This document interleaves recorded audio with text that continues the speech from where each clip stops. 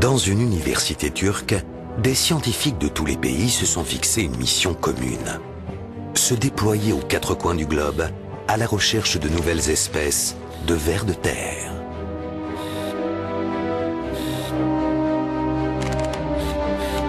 Sans les vers, notre Terre serait une planète aride. C'est pour cette raison qu'une équipe de spécialistes veut essayer d'en savoir plus sur le monde mystérieux des lombrics. Nos chasseurs de vers partent pour une expédition pleine de rebondissements, mais aussi de dangers. Leur force, une passion inaltérable pour ces animaux totalement sous-estimés et aujourd'hui menacés.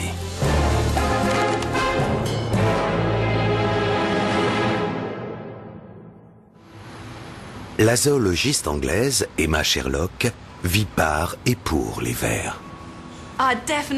Oui, je suis une chasseuse de vers. Les vers de terre sont des animaux fantastiques. Il y a les rayés, les gros rouges. Les différences sont incroyables d'une espèce à l'autre. Je les adore.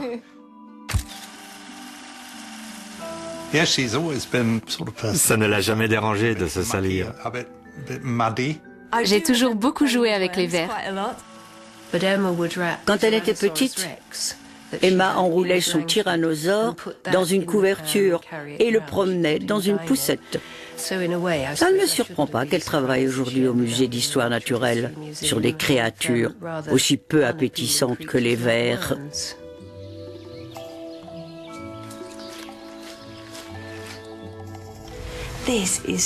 Voici le bureau de Charles Darwin. Je suis assise à sa table de travail, à l'endroit même où il a élaboré sa théorie de l'évolution. Et c'est ici aussi qu'il a écrit son dernier livre intitulé « Le rôle des vers de terre dans la formation de la terre végétale ». Darwin a toujours été mon mentor. Quand j'étais enfant, je dévorais ses récits passionnants sur des terres inexplorées. Il a découvert tellement d'espèces nouvelles.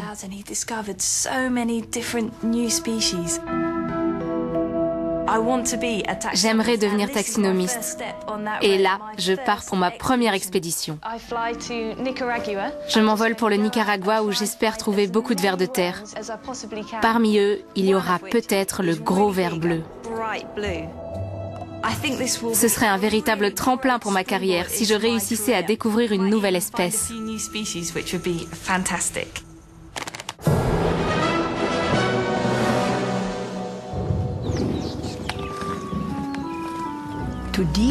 Chercher des vers de terre à côté d'un rhinocéros, c'est risqué.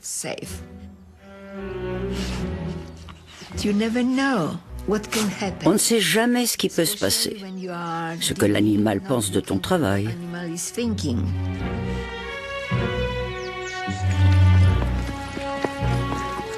Ce n'est pas dangereux, c'est du plaisir. Danuta Plisko est la grande spécialiste des lombrics d'Afrique du Sud. Elle y a découvert de nombreuses espèces.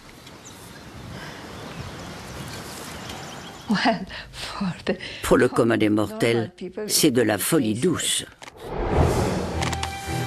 Il y a une quarantaine d'années, la chercheuse a quitté la Pologne communiste avec une valise remplie d'espèces rares.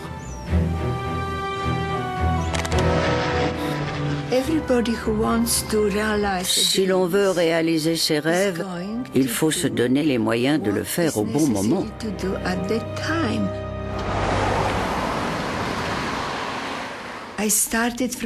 J'ai commencé avec juste quelques exemplaires que j'ai étudiés. Aujourd'hui, il y en a 50 000. Je me souviens encore très bien de ma plus belle prise. L'animal était magnifique. Il était verdâtre, il avait près de 5 cm d'épaisseur et il était très long. Vous voulez voir une photo ?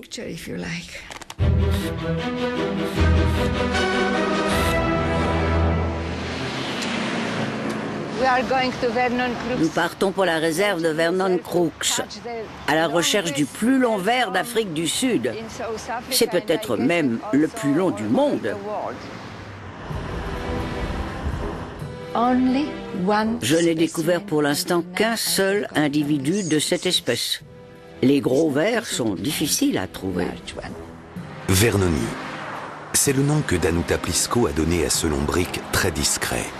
Son habitat, coincé entre champs de canne à sucre, forêts de production et fermes bovines, est aujourd'hui menacé. D'ici 5 à 10 ans, des endroits comme celui-ci auront disparu.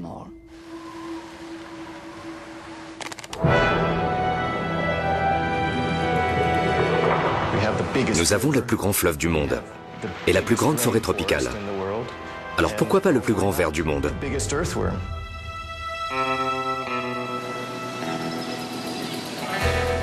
Le scientifique George Brown élève lui aussi des vers et les soigne avec amour.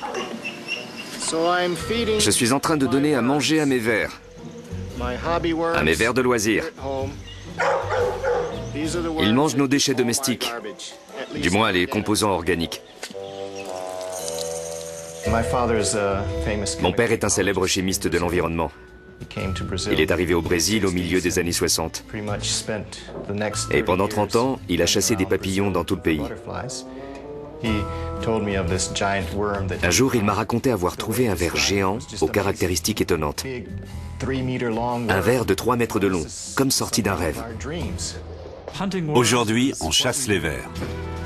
Sam est mon collaborateur. On avait prévu ça depuis longtemps. Répulsif, Partir à la recherche du ver géant.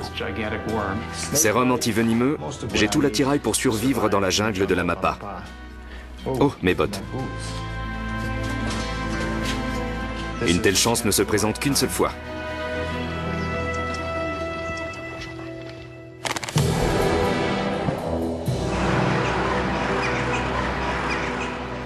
Le Roumain Victor Pop est un taxinomiste renommé, autrement dit, un expert en classification.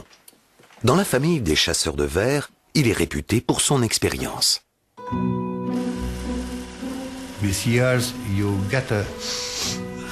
Au bout de quelques années, on finit par avoir du flair. Parfois, je sens littéralement leur présence.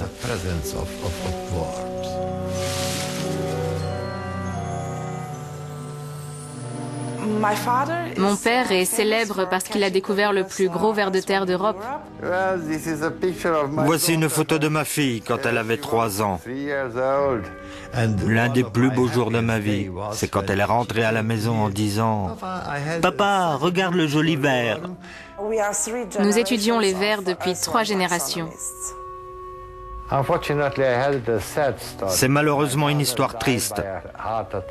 Mon père est mort d'une attaque cardiaque en laissant un manuscrit inachevé sur le monde des vers en Roumanie.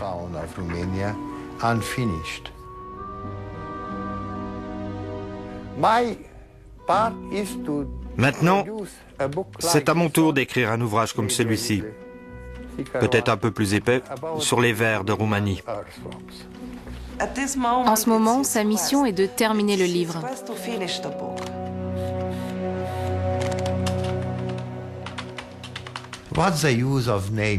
Si l'on donne des noms aux animaux, c'est pour décrire les relations entre les différents organismes et le rôle de chacun.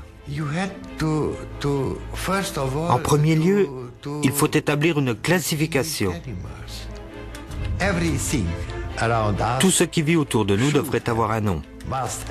C'est le travail du taxinomiste. La taxinomie biologique étudie les liens de parenté entre les organismes vivants. Elle observe comment, au fur et à mesure de leur évolution, se créent d'innombrables ramifications et son objectif final est de définir quel est le rang des uns et des autres au sein d'une espèce, d'un ordre ou d'une famille. Les scientifiques ont déjà répertorié 2 millions d'espèces et il est possible que la Terre en abrite jusqu'à 60 millions.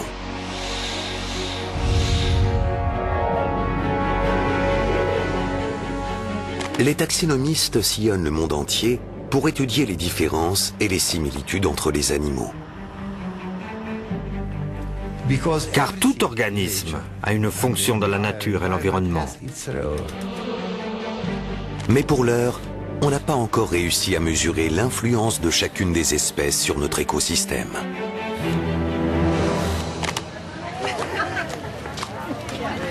Emma Sherlock vient d'arriver au Nicaragua.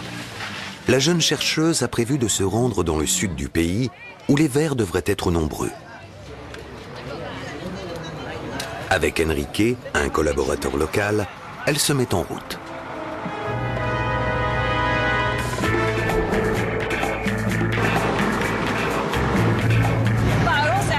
Je me suis mis en tête de trouver le gros ver bleu. J'ai déjà lu tellement de choses sur lui. Nous cherchons un ver bleu appelé Eutrigaster sporadonefra. J'espère qu'il est plus facile à trouver qu'à prononcer. Je n'en ai jamais vu.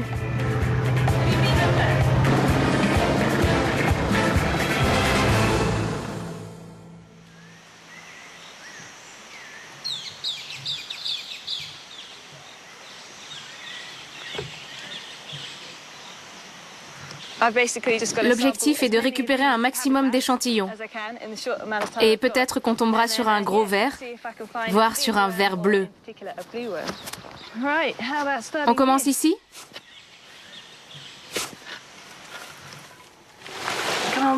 Allez, sortez de votre cachette. Je suis très déçue. Mon ver bleu est quelque part par là.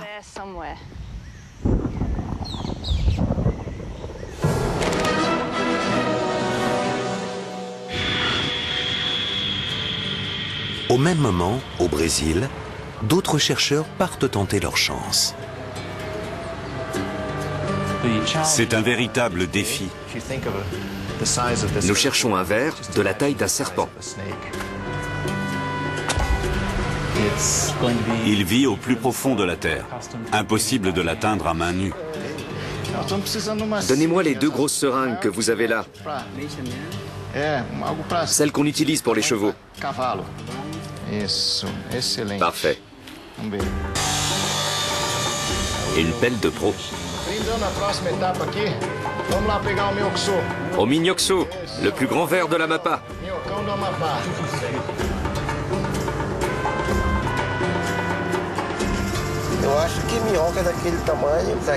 On dit que les Chinois raffolent de ces gros vers. Très peu pour moi. Ça me retournerait l'estomac. T'auras droit à un steak ou à des saucisses. Comment se fait-il que des vers atteignent de telles proportions? Quelle est justement leur taille maximale?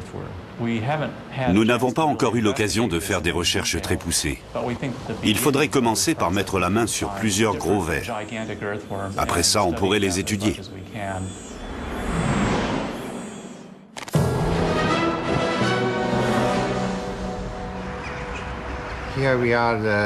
Voici une partie de ma collection. Je conserve mes vers dans de gros tubes à essai. Leur spécificité, c'est qu'ils sont tout raides et donc très faciles à manipuler. Pour avoir découvert certains vers, des scientifiques sont passés au rang de légende. Je vais vous montrer la pièce maîtresse de ma collection. Quand un spécialiste découvre quelque chose de nouveau, c'est un sentiment indescriptible. J'étais surpris de trouver un ver aussi long. Il peut mesurer jusqu'à 1,5 mètre. Quand je l'ai découvert, je me suis rendu compte que le clitellum était atypique, signe qu'il pouvait s'agir d'une nouvelle espèce. Et par bonheur, c'était bel et bien une nouvelle espèce. J'ai décrit ce ver que j'ai baptisé Octodrilus permagnus. Permagnus signifie le plus grand, le plus long.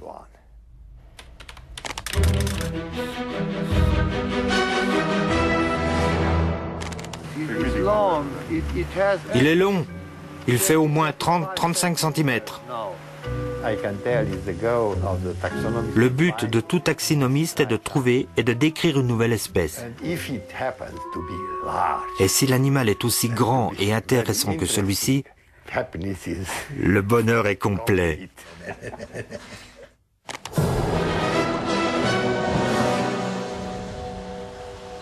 Dans la réserve de Vernon Crooks, Danuta Plisko et son équipe sont sur le point d'arriver à destination. Allons-y. Si l'on réussit à trouver le gros ver noni, je serais ravi. Il y a plein de petits tortillons. Regarde ici. Faut aller chercher la mini-pelle. Ce ver de terre n'est pas seulement l'un des plus longs, c'est aussi l'un des plus rapides. Avec notre fourche, nous n'avons aucune chance de l'attraper.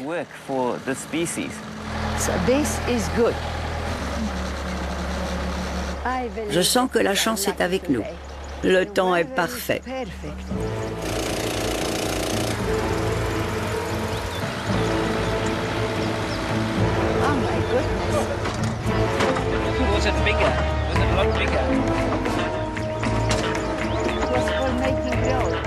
Le gros ver que Danuta cherche à débusquer vit à plusieurs mètres de profondeur, creusant de vastes réseaux de galeries. De ce sous-sol, il transporte des particules minérales jusqu'à la surface. Des individus de taille moyenne labourent les couches supérieures où ils enfouissent des morceaux de feuilles. Ils jouent un rôle essentiel dans l'enrichissement et l'aération des sols. Des vers de petite taille, les vers de compost, agissent en surface. Ils se nourrissent de matière organique et de végétaux qu'ils transforment en un mélange fertile. On s'imagine que le sol est quelque chose de statique. En réalité, il est en perpétuel mouvement. Là où une armée de lombrics tourne et retourne la terre, la qualité des sols s'améliore. C'est dire l'importance de ces vers qui font littéralement bouger toute la planète.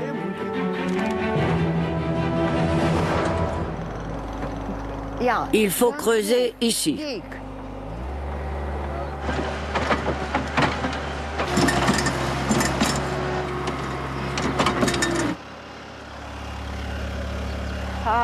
Ah, le sol est dur. On va essayer ailleurs.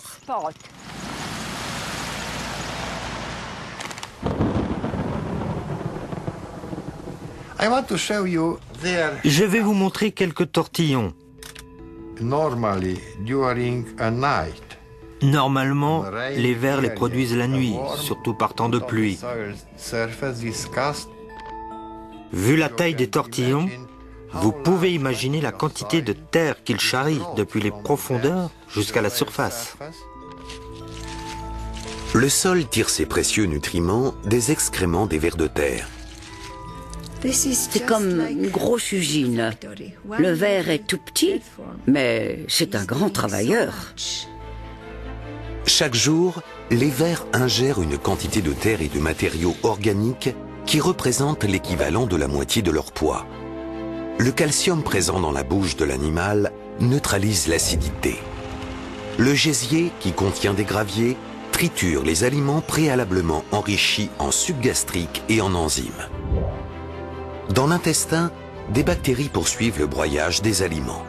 Dans le même temps, la masse ingérée se charge en microbes. Des microbes qui, avec les minéraux et les vitamines, fertilisent les sols. Selon les chercheurs, c'est grâce aux microbes que les plantes réussiraient à absorber les substances nutritives dont elles ont besoin.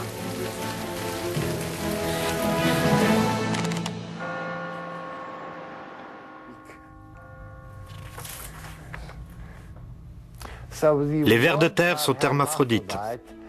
Autrement dit, chaque individu possède à la fois des organes sexuels masculins et féminins. Mais ils doivent malgré tout s'accoupler pour se reproduire. Deux vers s'accouplent dans cette position. Leur partie centrale sécrète du mucus. On parle d'un manchon de mucus car la forme ressemble au manchon que portaient les femmes autrefois. À l'intérieur du manchon, il se fait un échange de spermatozoïdes entre les individus. Entrent en action de nombreux organes en forme de pompe, les spermatéchés. Chaque ver récupère les spermatozoïdes de l'autre et les conserve un certain temps. Après l'accouplement, ils se séparent. Salut! Quand le ver se dégage du manchon, celui-ci se referme et prend la forme d'un citron. Et à partir de là, un nouvel animal se développe.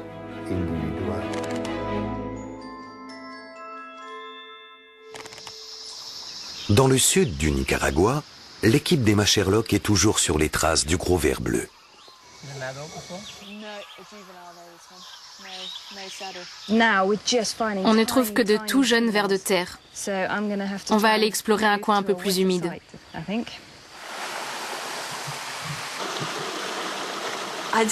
J'ai l'horrible pressentiment que nous allons repartir bredouille.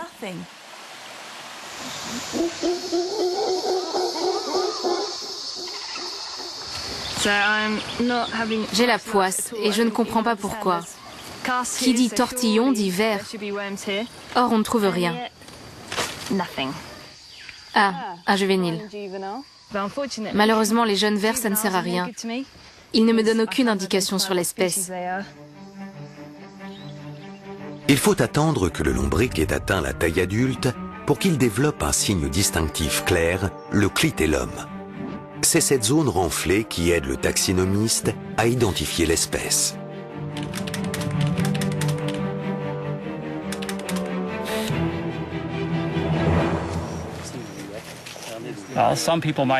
De nombreuses personnes ont du mal à comprendre notre passion pour la chasse au ver.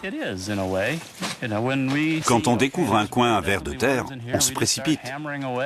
Et quand on réussit à attraper quelque chose, c'est vraiment le bonheur.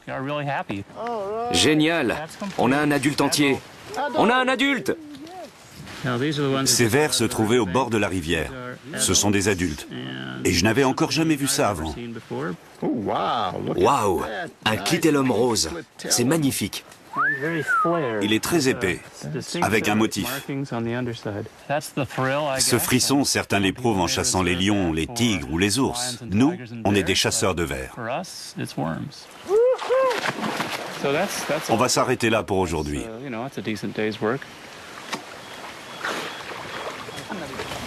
Hé Sam, tu ne veux toujours pas te baigner? Non, toujours pas. Allez! Au Nicaragua, Emma Sherlock cherche désespérément à glaner quelques informations sur l'objet de ses désirs. En travaillant dans les champs, est-ce qu'il vous est déjà arrivé de croiser un gros ver bleu? Oui, il y en a de 3 tailles différentes. Le ver bleu est un peu plus long. Je suis ravie d'entendre qu'il existe vraiment. Ce que je ne savais pas, c'est que la majorité des vers vivent dans des micro-habitats situés au-dessus du sol. Il ne faut donc pas creuser, mais regarder dans les arbres. Allons voir en forêt si l'on trouve ce genre de plantes.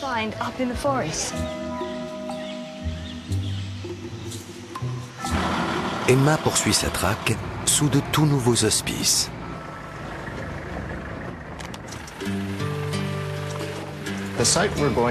Nous allons rejoindre une localité située à 6 heures de Macapa. Là-bas, tout le monde semble connaître ce ver de terre. Par temps de pluie, ils sortent en grand nombre. Il suffit d'être là au bon moment et de prier pour que le sol soit humide. Après, il n'y a plus qu'à les ramasser.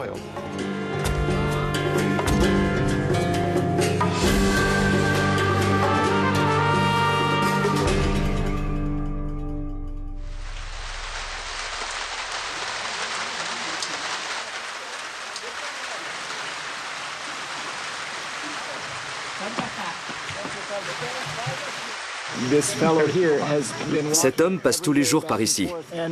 Et tôt ce matin, il a vu plusieurs vers ramper sur le sol.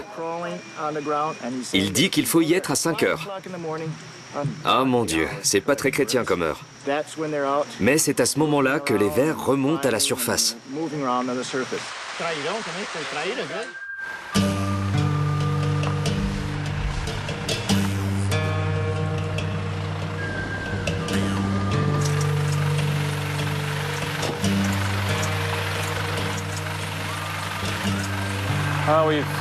Nous avons parcouru 1 kilomètre ce matin en roulant au pas. Il n'y a pas le moindre ver. On s'attendait vraiment à trouver ce ver, et évidemment, on a fait de notre mieux.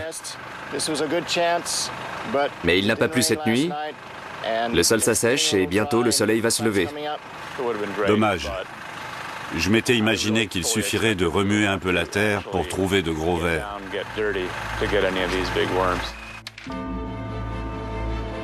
Comme les vers vivent cachés, la destruction de leur environnement se fait loin des regards, notamment en cas de contamination de leur habitat.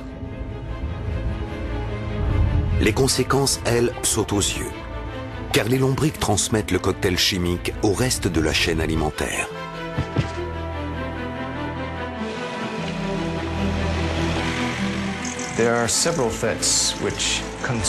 Il y a plusieurs facteurs qui mettent en péril l'Amazonie.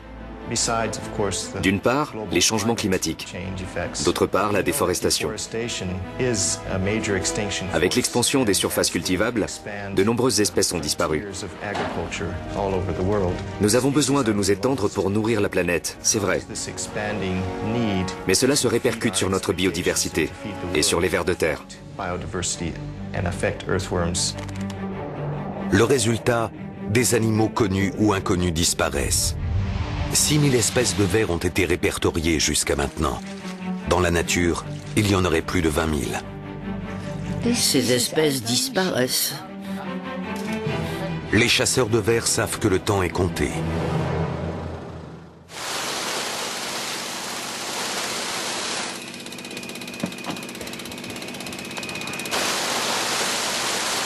Ils cherchent de l'or, nous on cherche des vers, juste à côté de la mine.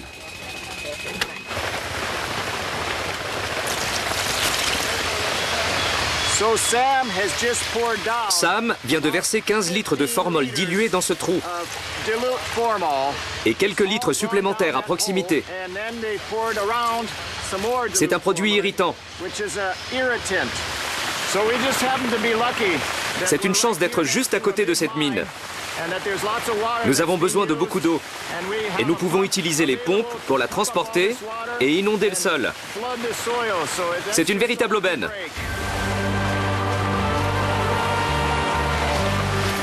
Sam dit que notre or à nous, ce sont les vers.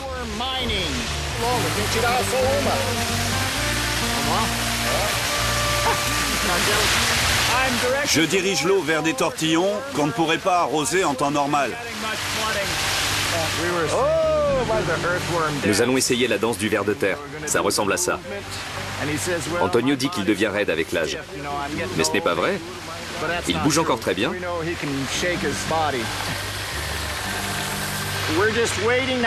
Nous attendons maintenant que la solution s'infiltre dans les galeries et qu'elle pousse le ver de terre vers la lumière du jour.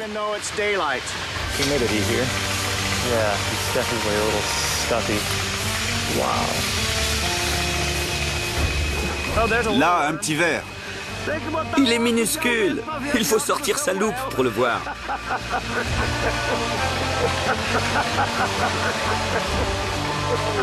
Il faut le porter sur l'épaule. Ce n'est pas facile. Ils connaissent bien la nature et le climat. Ils savent sans doute très bien repérer la vraie pluie. Et là, ce n'est pas la période des amours. Ce n'est pas le bon moment pour s'exposer. Il faut essayer autre chose. Passer à l'étape suivante. Nous avons de la chance.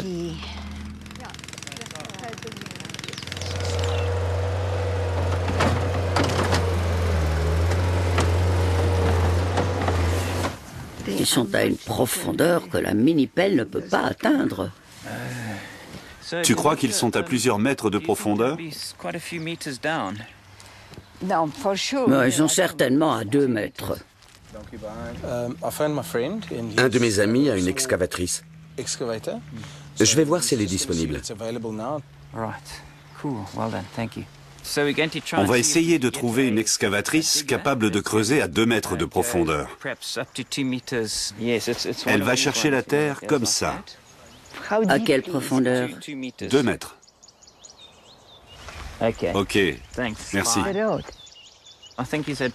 Il dit qu'il a un problème avec l'engin, mais qu'il arrive dans 10 minutes.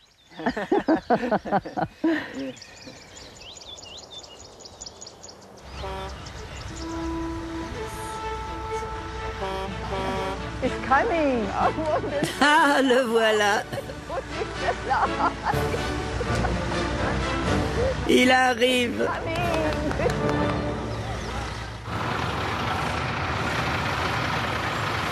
Retour au Nicaragua, où Emma Sherlock doit changer de moyen de locomotion. À cheval, on avancera plus vite. Le chemin est long jusqu'à la forêt vierge. Mais alors qu'ils essayent leur monture, un terrible accident se produit. Dans un premier temps, le cheval se laisse faire. Puis il est pris de panique et désarçonne les cavaliers. Blessée, Emma est transportée dans l'hôpital le plus proche. Elle n'arrive plus à bouger les jambes.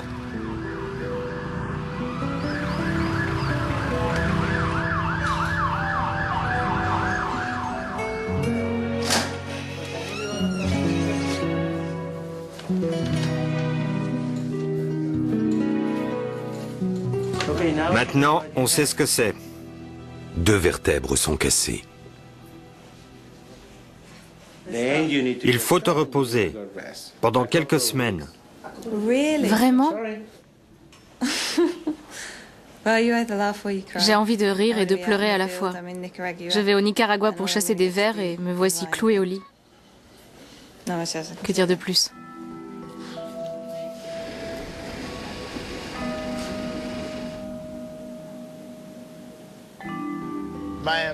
Salut et merci beaucoup.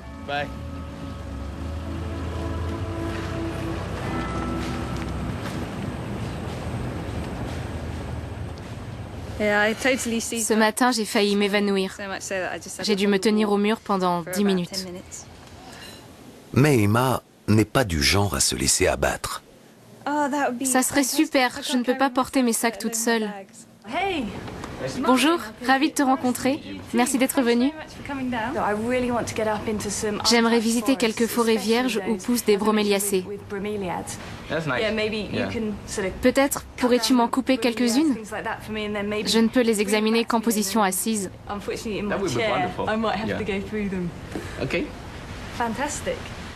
Comment fait-on pour extirper du sol un ver de 3 mètres de long? On sent la terre trembler. Peut-être qu'on va les effrayer, mais qu'importe, on les déterrera de toute façon.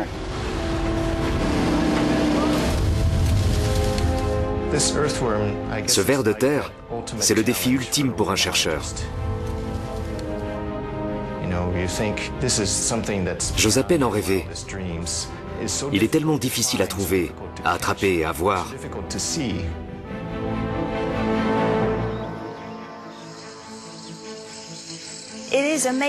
C'est surprenant que les vers de terre soient montés dans des arbres, là où ça grouille de vie. Peut-être que je vais aussi y trouver mon ver bleu.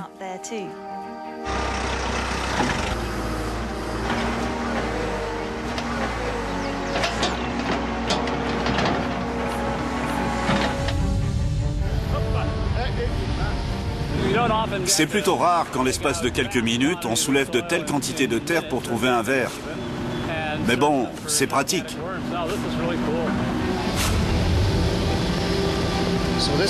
C'est la couche profonde, mais pas de ver en vue. C'est quoi ce travail? Même une femme de 83 ans peut creuser un trou aussi ridicule. Même à la main. On se donne à fond, car on veut trouver cet animal.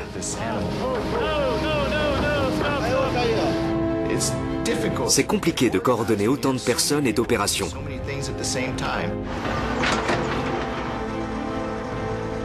On dirait des enfants en train de faire des pâtés sur la plage. Nous devons creuser plus profond, enlever 2 mètres. Il y a un ver. Ton ver. Magnifique. Ne le touchez pas, ne le touchez pas. C'est un peu comme à Noël, quand on ouvre les cadeaux. Je commence par quoi? Voyons voir. Ça devient intéressant. C'est la première fois que j'en vois. De ma vie, je n'ai jamais vu un verre aussi gros. Impressionnant. Il est grand, il est beau aussi. Bleu et vert, violet, marron. Un cadeau du ciel. Un clitellum, c'est donc un adulte.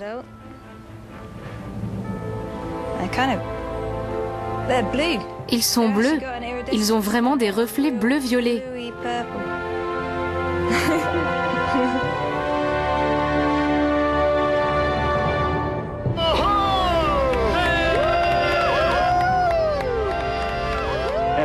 Je n'ai pas retrouvé comment on dit en portugais « ne le touchez pas ».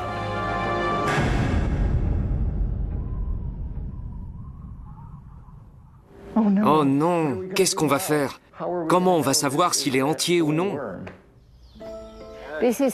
C'est profond de 75 cm. On avait dit qu'on allait descendre jusqu'à 1 mètre ou plus. Et vous n'y arrivez pas? Même avec cet engin à plus de 700 $ par jour? Je suis en train de perdre en patience. C'est désespérant.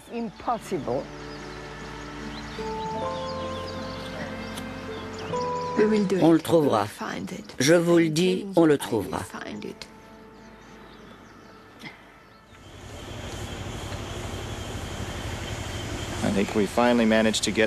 On a quand même réussi à attraper le verre. Il n'est pas entier, c'est vrai. Mais on va peut-être pouvoir reconstituer les morceaux. Je suis heureux de l'avoir trouvé, même en pièces détachées. Il y a 100% de chance pour que ce soit une nouvelle espèce. Je suis confiant, car personne n'a encore trouvé de verre aussi gros dans la région. 2, 3, 4, 5, 6. Il manque 7 pieds. Je pensais qu'il faisait 13 pieds.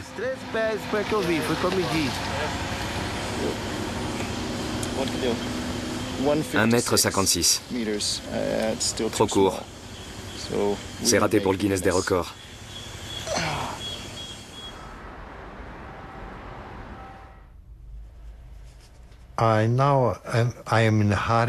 Il faut que je me dépêche. Je suis un peu inquiet car il me faudra sans doute plus de 2 ans pour terminer ces livres. Et la semaine dernière, j'ai eu une attaque cardiaque. Le temps presse. Mon grand-père a commencé ce livre et il est mort. Je ne veux pas reproduire la même erreur. Je vais montrer à Antonia tout ce qu'il y a à faire, si jamais il m'arrive quelque chose. Fais attention. Le document est là sur mon ordinateur, mais aussi sur un CD-ROM, une clé USB et un disque dur externe. Quand je le vois s'activer ainsi, je ne me fais pas de soucis. Je me dis qu'il va encore travailler pendant 10 ans. Non, non, non, non, non, non. On ne peut jamais être sûr. Ça, c'est la première partie du livre.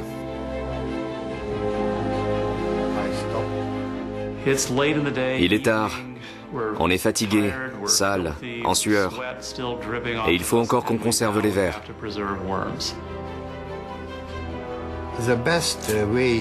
La meilleure façon de conserver des vers, c'est de les mettre dans du formol 4%. Nous sommes des chasseurs de vers, mais au service de la science. Le travail sur le terrain, c'est une chose, mais il faut avoir une preuve de l'existence de l'animal. Les animaux conservés sont précieux.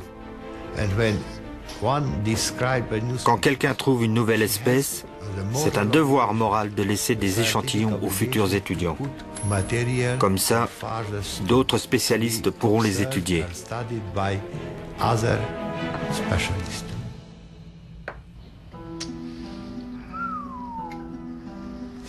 C'est pour cela que nous faisons des collections.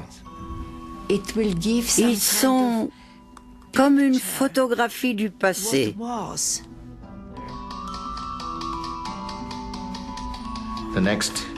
L'autre grand moment de vérité, c'est lors de la dissection. C'est caoutchouteux.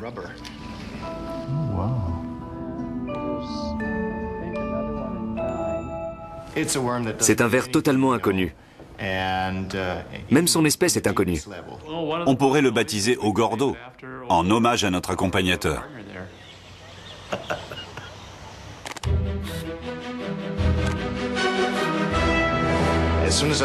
Dès mon retour, j'appellerai mon père pour lui dire que j'ai attrapé un de ces gros vers. Il sera aussi content que moi. On en a parlé pendant tellement d'années. Mais ce n'est pas le plus long. Certains sont plus longs encore. Bien plus longs que ça. Il faisait quelle taille le tien? 6, 7, 8. Non, c'est pas possible.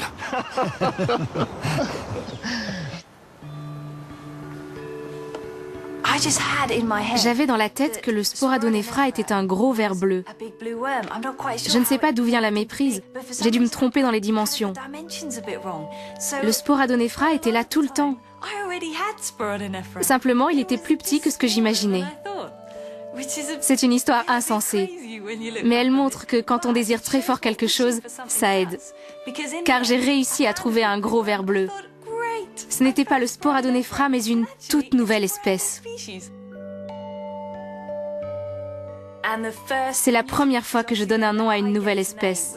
Un grand moment. Je vais l'appeler Eutrigaster graphia azul. Azul, ça veut dire bleu en espagnol, et au Nicaragua, on parle espagnol.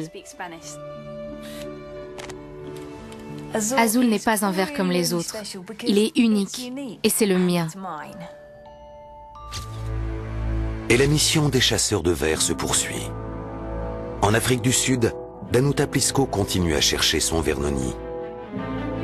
Antonia Pop aide son père à finir son livre en étudiant des échantillons d'ADN. Sam James invente toutes sortes de noms bizarres, pendant que George Brand essaie de transmettre à son bébé la passion des vers. Et Emma Sherlock, elle, traque en Australie des espèces particulièrement rares, dont certaines pourraient bientôt disparaître.